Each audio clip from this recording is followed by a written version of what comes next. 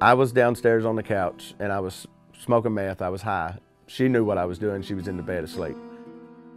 A voice was sitting beside me and it said, "Take that upstairs and let her watch you dump it in the toilet." And no, I ain't doing that. And I hit the bowl again.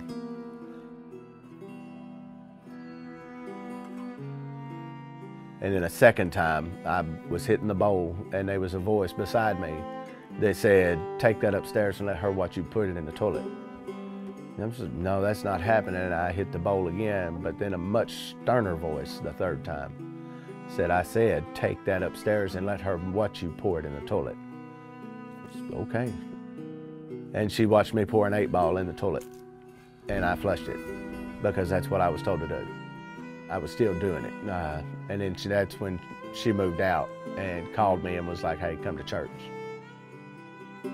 When I went to the altar, my body temperature went from 90 to 200. I was pouring sweat. I was just begging and pleading with the Lord to restore my family, to take it away, that I was done.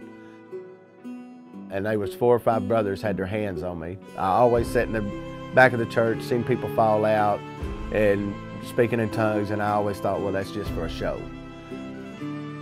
That morning, the Lord made a believer out of me, because when them brothers had their hands on me, praying over me, the pastor walked up, and to this day, I still don't know what he said, but he touched me in the chest, and my knees were cut out from under me. I mean, I hit the floor. I don't know how long I was down, but when I got up out of the floor, I was sober, and I started back to my seat, and I was just crying. A man grabbed me in a bear hug, and he told me, he said, "It's done, it's over." And the taste was gone, the smell was gone, the high was gone, and for a couple of months, I didn't think about it, I didn't want it. When I went home, I busted the pipe that I had with dope in it.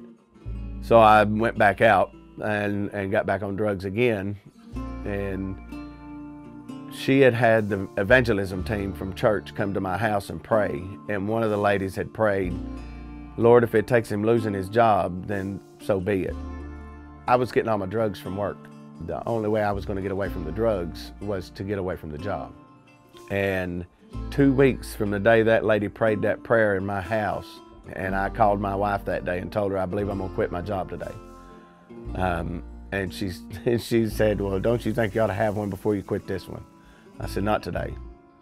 From that day till now, it has just been the best decision I ever made in my life, was giving my life to the Lord.